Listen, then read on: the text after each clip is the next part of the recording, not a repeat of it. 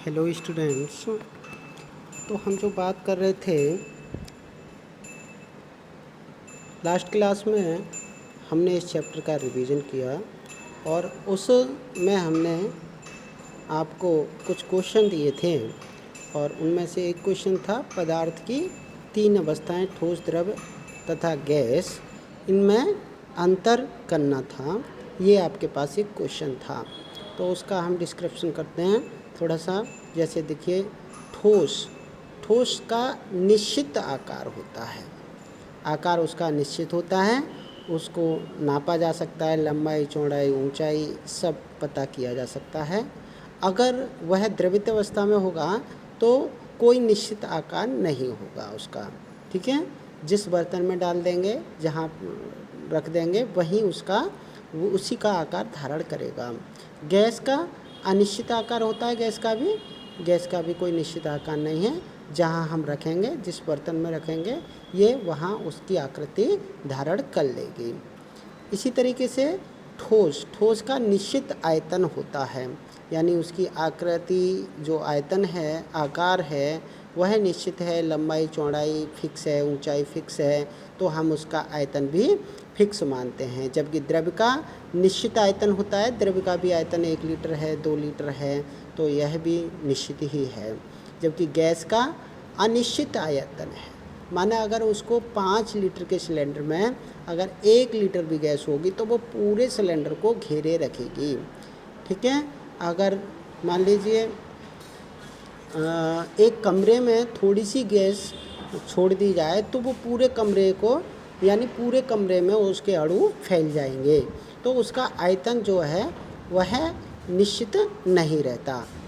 ठोस में कोई बहाव नहीं होता है, माने ठोस को किसी स्थान पर रख देंगे तो वो वैसा ही रहेगा, वो बहेगा नहीं, उसमें बहाव का कुछ भी नहीं होगा।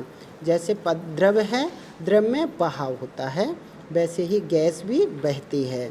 अगर कहीं द्रव को रखेंगे तो वो बहने लगेगा, ठीक उसी तरीके से ठोस भी, गैस भी बहने लगेगी।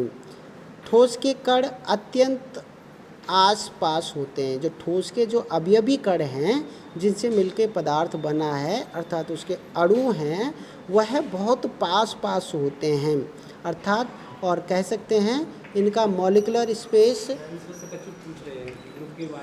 इसका मॉलिक्यूलर स्पेस जो है वह क्या है, मॉलिक्यूलर स्पेस इनके बीच में बहुत अधिक होता है,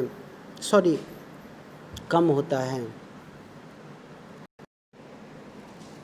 हम कह रहे थे कि जो ठोस के अणु हैं उनके बीच में जो आणविक दूरी है वह बहुत क्या है, बहुत कम होती है, ठीक है, बहुत पास पास होते हैं अणु।